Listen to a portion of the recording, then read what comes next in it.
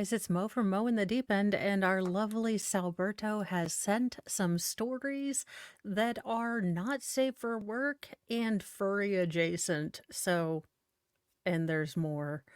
There's always more. It's a Salbert and not safe for work, furry adjacent, newsy news flash. So, our first story will make it'll make your blood boil. But by the looks of this dude, I don't know that Gen Pop or reality is going to be very kind to him. So let's read. Trafficking woman and minor in fetish OnlyFans scheme. A furry activist has pled guilty to sex trafficking after a lengthy investigation, which found he held a woman hostage and forced her produce OnlyFans content for other furry fetishes, as well as exploited a minor girl for the same reasons. Austin Taylor, I'm going to say Kotex, but I don't know that that's his name, but he is now forever going to be Kotex. Sir, it's probably the nicest thing you're going to be called in Gen Pop, and you're convicted, and I really don't give two craps. Let me look again. Nope, no damns given. All right, there you go. Of River Falls, Wisconsin faces up to life in prison. Kotex was originally arrested in Austin in 2022 after his adult victim managed to find her a way to alert her friend and sister of her captivity.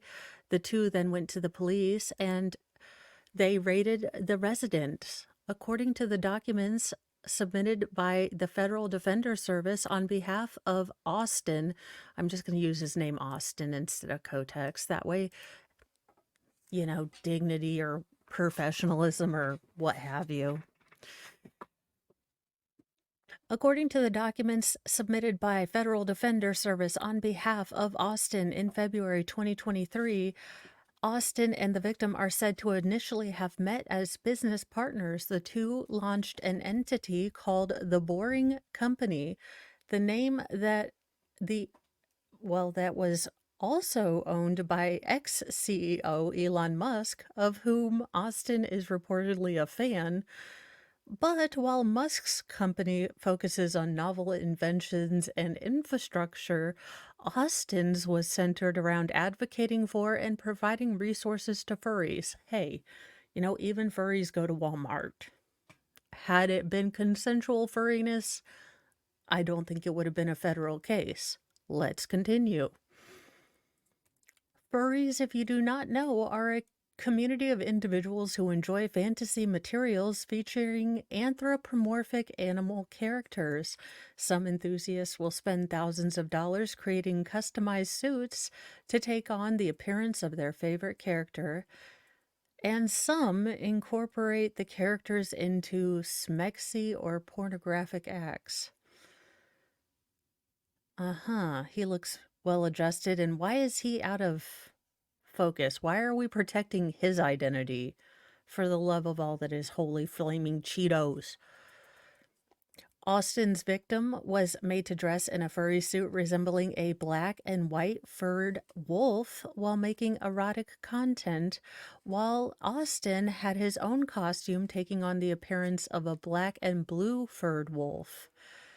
Austin's Boring Company would function as a pimp-like entity which would have the victim make content for OnlyFans and other erotic subscription websites, Jack Murphy, then take a portion of the profits, but the victim told investigators she quickly lost her freedom and was imprisoned in a room and forced to make videos daily.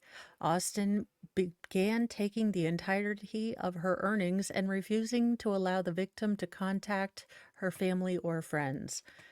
You, sir, are an incredible douche, and you deserve, I believe, yes, we have found it, a one-way ticket to Snake Island. Yes. The victim was pressured to make a minimum of $1,000 per day in the trade and was coerced to make erotic content even when she was ill, according to the court document. The victim was only allowed time off if she recruited other young women to work with Austin from the local college. Before the first police interview, the victim said Austin had poured hot cooking grease on her. In another terrifying incident she recounted to the police, Austin chased her around the house with an AR 15. But Austin had a second victim, and this, if I had my power, sir, you would be sent to Snake Island in a dead rat costume. Look, he had a female relative who was just 14 or 15 years old at the time. He exposed her to explicit content with text messages presented in court showing that he encouraged her to enter the furry smexy time trade. Sir, look, I don't even want you converting oxygen to carbon dioxide. Ugh. You know that gross stuff that you kind of hawk up when you have a loogie? Like, I have more respect for the loogie than I do for you, sir. And that's not because you're a furry. That's because you're a gross, disgusting human being that held people against their will and tried to corrupt a young one, a youngling. As a part of his business ventures, Austin operated social media accounts targeted toward the furry community, all of which are still live but have been inactive since August of 2022 when he was arrested.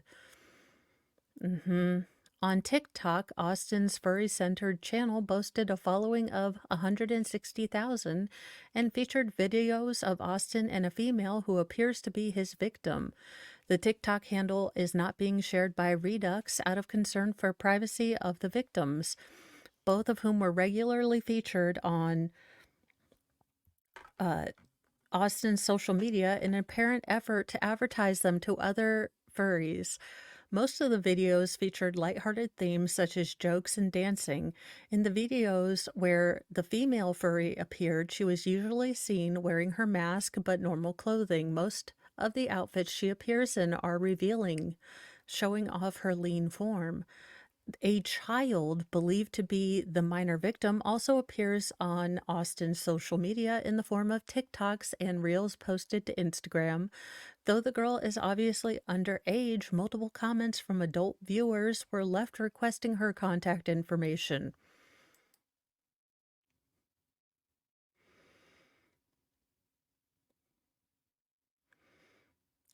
Snake Island.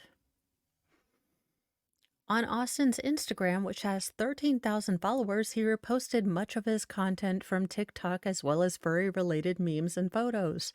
Some were distinctly erotic, featuring a theme of two male furry characters engaged in the smexy times. His content also veered into political subjects, with Austin frequently posting his support of trans and gay rights. Sir, I'm gonna need you to climb up off that soapbox. I think, slavery might just take you a little off the moral high ground. I can just see Obi-Wan kind of yelling at you, "You don't have the high ground, Austin." Like, sir, you're standing on the soapbox on which you're standing is that of wet cardboard. Shut the hell up and go sit in prison and pray to God that the rest of the prisoners do not know what you're in for, because holy God, furry offender sounds like you are gonna last about not 0.3 seconds, okay? I would go with bank robbery if I were gonna make something up. Perhaps lawnmower theft. Highly organized lawnmower theft. Nike theft. Something. Anything but furry offender. While Austin is said to have had involvement of sexual kind with the woman, poetry found by Redux, written by him in 2019, suggested he had a number of male love interests he professed affection for. In a poem titled to Nope, nope, I am not 2024 is the year I love me, and I am not into masochism that I am not reading his poetry. Nope. Masochism, nope, nope, nope. Let's just see how how how the Justice Department is dealing with this dipshit. On November 30th, 2023, the U.S. Department of Justice announced the court had accepted a guilty plea from Austin to one count of sex trafficking by force, fraud, or coercion, and another count of trafficking of a minor. Quote, sex trafficking continues to be prevalent because traffickers see profits they can make from exploiting the vulnerable victims they target. Assistant Attorney General Kristen Clark of the Justice Department's Civil Rights Division said in a statement issued after the guilty pleas were entered. Quote, this type of abuse, particularly of minors, will not be tolerated. The Justice Department remains committed to prosecuting human trafficking offenses and standing up for the victims exploited by these abusers. I know this is going to be crazy, but this is a federal case. Federal cases are not streamed. They don't allow them to be filmed. How about for child exploitation, for exploitation cases, we allow them to be filmed. We allow people to be named and shamed. We get this out to the public because so much of this goes on behind closed doors. So much of this is, reported on after the fact. How about, congratulations and good on you, Redux, for putting this out. But this was not on, the New York Post, the New York Times, ABC, NBC, CNN. This wasn't on there, so people didn't know about this. Put this out everywhere. Name and shame these people. Let's get these problems out there. Let's, if we're serious about this, let's make federal cases public and transparent. Let's let people know about this. I mean, I don't understand why federal cases aren't streamed. This seems like if you are carrying out justice in the name of me, citizen me, Mo, Mo, Citizen Q Public, I would like to be involved. I would like to be able to stream. Well, and selfishly as a content creator, I'm just saying. I mean, look, I do come at it with a bias, so I feel like I should be at least a little bit honest about it. But come on, I feel like absolutely these should be, streamed. Obviously not the part with the victims. I think there's a way that victims could be shielded and there could be dignity, preserved. But, you know, we need to shine a light on this. There is more slavery in the world now than there has ever been, and that sickens me. So, how about we just, start being a little bit more transparent? But we do have another story from our Salbert that is a little lighter, a little funnier. Okay, a hell of a lot more funny. But, let's continue. This one's going in the jar. Ex-con busted for New Year's Day dildo battery. That's right. Dildo battery. Poor Picard. He can't even look you in the eye. And please tell me that's a rosary tattoo.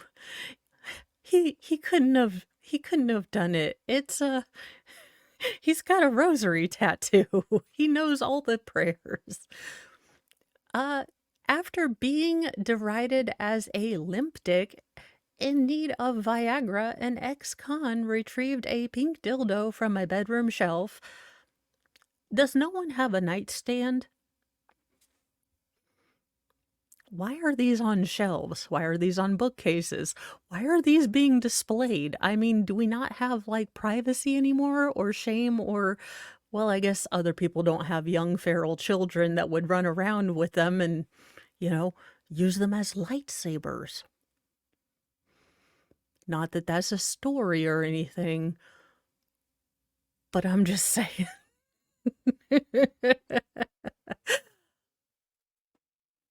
and battered his girlfriend with a sex toy, according to the cops who yesterday arrested the alleged assailant.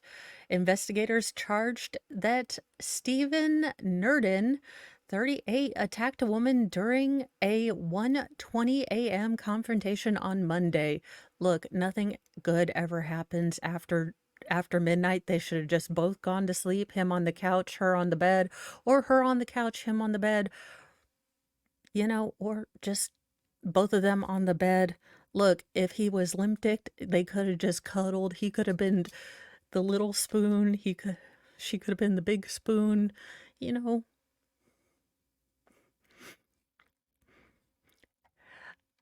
And at a resident in Pinellas County, Florida.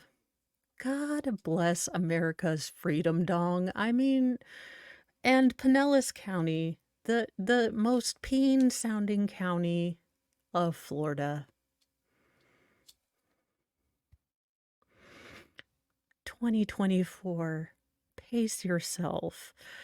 You got a lot of year left to go. You don't want to get a stitch. I mean, there's a lot of absurd that you're stuffing into these, first few days. I'm just saying. Nurdin said the victim, a court complaint states, uh, they were arguing about their relationship when Nurdin became upset about being told he needed erectile dysfunction medication to address his sexual shortcomings. Did she get a ruler out with the centimeter side up? Ma'am, that was just not nice. Nurdin seen to the right with the rosary, tattoo, because classy. Took the dildo and shoved it into the 37-year-old victim's mouth. Don't know that. Those are for love, not war. The woman also told the police that Nurdin punched her in the left eye when she tried to push him off. After being read his right, Nurdin claimed to not remember having used the dildo as a weapon, but recalled that the victim had punched him in the right eye during. So they have matching black eyes.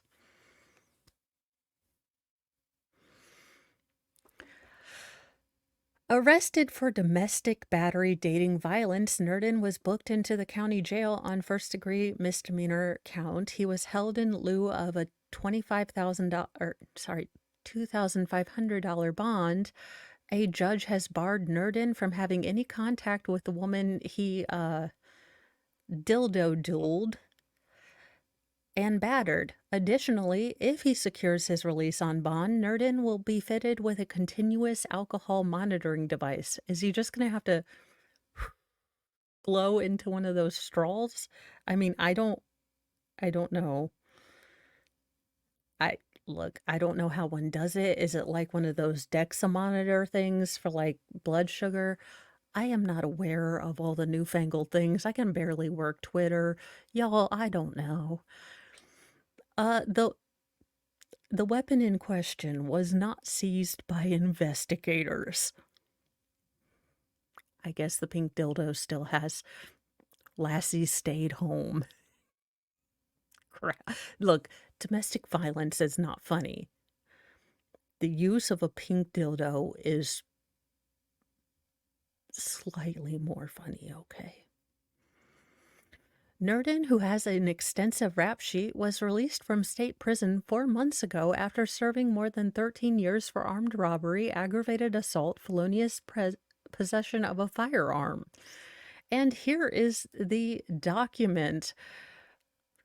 God bless the law enforcement officers of Pinellas County that actually had to write pink dildo on and limp dick in need of Viagra on a complaint.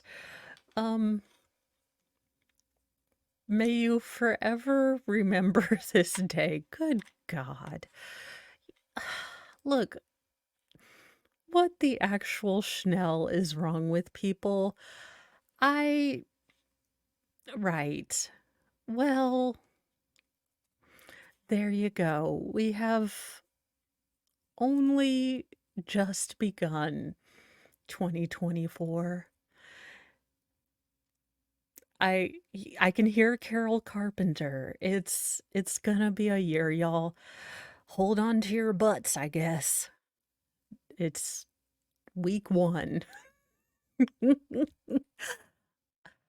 So, just be careful out there. We are not quite sure what's gonna happen. This is only week 1. Have a great day, guys. Bye.